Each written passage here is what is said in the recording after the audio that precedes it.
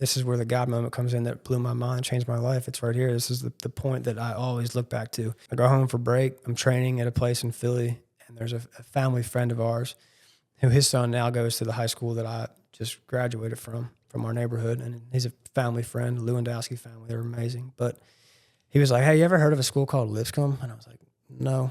And he was like, well, I was at this pitching conference in Nashville, and their coach spoke, and he was the coolest dude there, and he knew the most out of anybody. So you should look into it. And he was like, also it's in Nashville, and I know you like the guitar. And I wasn't really like, I was singing in bars and stuff in junior college. So like they all kind of knew that I loved it. But, so I did, I looked up Lipscomb, and I was like, cool. It's in Nashville. It's a Christian school. It's a Division I baseball program and a great conference. Like, this is awesome. Maybe they'll like my video. So I get going at school and stuff like this, and I go back and tell my coaches, hey, I want to see if we can get in touch with Lipscomb, with these coaches. I think this would be a good fit for me. It's a mid-major. I don't think I'm Power 5. I think I'm mid-major. Like, that's just being honest with myself. And they hadn't really no connections with them, so it was kind of just like a dead end. But I kept trying, and I kept reaching out to coaches that I played for previously in summer ball leagues and stuff like that. And I reached out to a coach who I played with. He runs a team called the East Coast Sandhogs out of Scranton, Pennsylvania, Paul McGloin. Still talk to him all the time. And he had a connection with the recruiting coordinator at Lipscomb. So he reached out, sent on the video, all that stuff. And they liked it, but they're like, unfortunately, man, like, this is great. We would love to show interest, but we don't have any scholarships or nothing. Like, we're fully booked pretty much. And that crushed me, but I was like, cool, just let's just keep going. Again, a relationship with God. Like, grew up Catholic and stuff, so I had a relationship with God, but I wasn't talking to God at all. And so, nothing really comes of it. I have some smaller offers out of junior college, Division II, some other Division Is that I just didn't want to go to. So I was like, I need time. And I could have went back to Hartford for one more year because I had an extra year of eligibility for my surgery. So that summer I got an opportunity to go to Bismarck, North Dakota, and play in a league called the Northwoods League. And it's awesome, dude. We played for 5,000 people every single night, 13-hour bus rides to Minnesota and Wisconsin for big stadiums. And it was sick. So cool. We get up there and we're playing. I'm doing as best as I can in that league and having some success. And I get a text on Twitter from the recruiting coordinator at Lipscomb, Brian Ryman. He says, hey, our pitching coach is going to call you in a few days, so just keep your phone close by. And I was shaking. I was like, this is the moment. This is it. And we get back to Bismarck, get to the field, and I get a call from a 615 number, and I'm like, holy crap, this is Lipscomb. I'm like, this is the moment.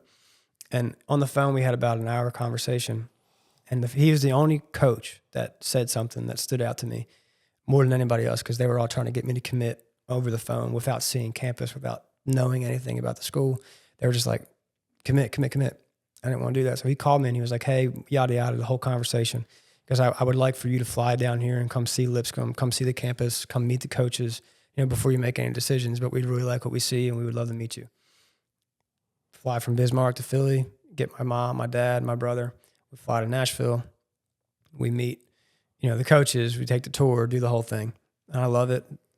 They like me enough to keep talking, really. So we, at the end of our meeting, this is where the God moment comes in that blew my mind, changed my life. It's right here. This is the point that I always look back to. We're in the meeting and, they're saying how much they appreciate me and us being there and how much they like what they see and they want to work together and they think that I would be a good fit with their program. And they're like, man, the whole scholarship thing. And again, we don't come from much, so going to a school like that with no scholarship or financial aid would be really, really, really, really hard to close to impossible for me to do. They said, all of our scholarship spots are filled, but last week somebody just dropped and we have one spot with financial aid and scholarship money. Do you want it? I was like, yeah, I want it. Of course I want it. So committed on the spot. That was my foot into Lipscomb. And it took me a while for me to realize what just happened in that moment. It was like all these doors being closed in my life, Division I offers, opportunities out the wazoo to go play baseball at these prestigious schools and do these amazing things or potentially play pro ball because I was on the trajectory to do that as a kid. All those doors were closed for one opportunity at Lipscomb to get me to Nashville. That was how I got here. And then obviously played baseball, pitched on ESPN against Alabama. Didn't do great, but it was cool. You know, had the most amazing introduction to Nashville. I had amazing friends, teammates, and they supported me and my guitar and my terrible, you know, apartment songs that I was writing, but they thought it was cool. And they all came and watched me play at Taco Bell Cantina on Thursday nights. And, you know, just all those cool things, man. But that was my foot in. And that was the God moment that I was like, nope, trust me, I got you. Even though you don't know me that well, I'm still going to take care of you. And he did. And he put me right where I needed to be at the perfect time. And then meet my fiance, you know, a year later and start writing songs every single day and get a degree, all those things. And I was like, man, that's where it changed.